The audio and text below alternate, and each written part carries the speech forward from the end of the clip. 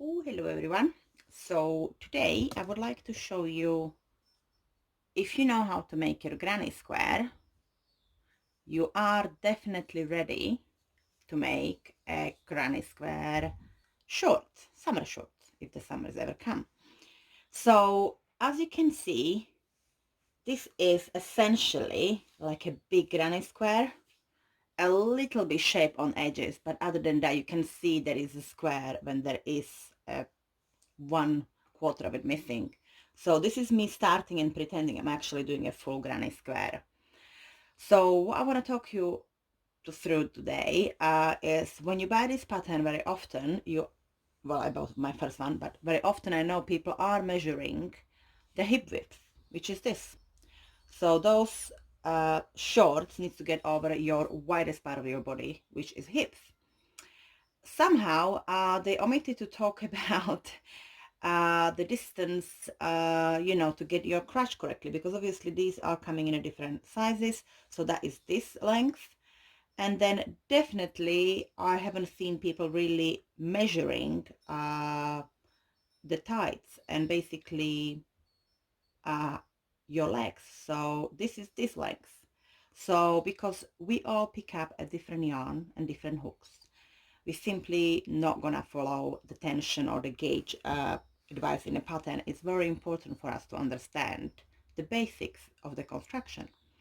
So what we are actually looking at, as I said, we are working with a granny square, which we kind of chopping out things. And now you wonder, why would we do that?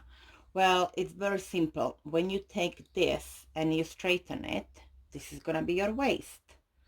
So the reason why we're not doing the last quarter and we're doing a bit of shaping in there is to get your waist. So constructively, it's really easy to grasp what we are making. So here is my waist. Here is my gasket. Okay, I'll make it shorter one. And here are my legs width. And this is gonna be seamed with the second half in here to do the seams on the sides.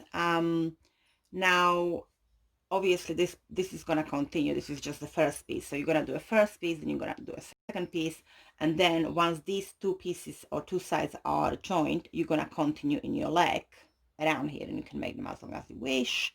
And then you're going to continue in your waist, because this will be quite low and obviously is nothing gathering it together.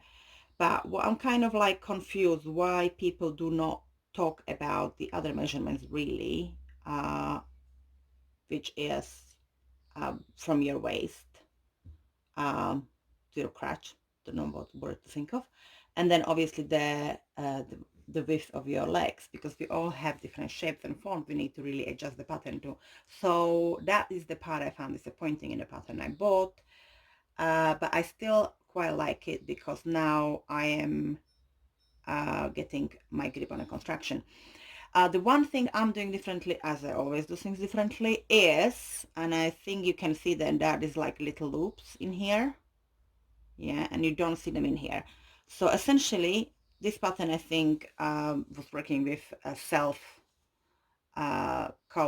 yarn. So it was changing colors, but it wasn't done by changing colors actually. So I decided to go for 2 rows, because when you started in here, you go 1 row, and then you go second, then you go third, and you go fourth. So as you can see, I'm always doing it changes on a 1/2. Now, the smart way of doing this, and which is going to be possibly my next project, is doing it 3 colors, which you go 1 way, you leave the yarn in here, you go 2nd way, you leave the yarn in there and pick up 3rd one, and you go 3rd way, and then you can create this loop now because you're picking up backwards the first yarn. So I'm going to explain that in another video, but today I just wanted to show you, if you know how to do your granny square, you can do your granny square short. Thank you.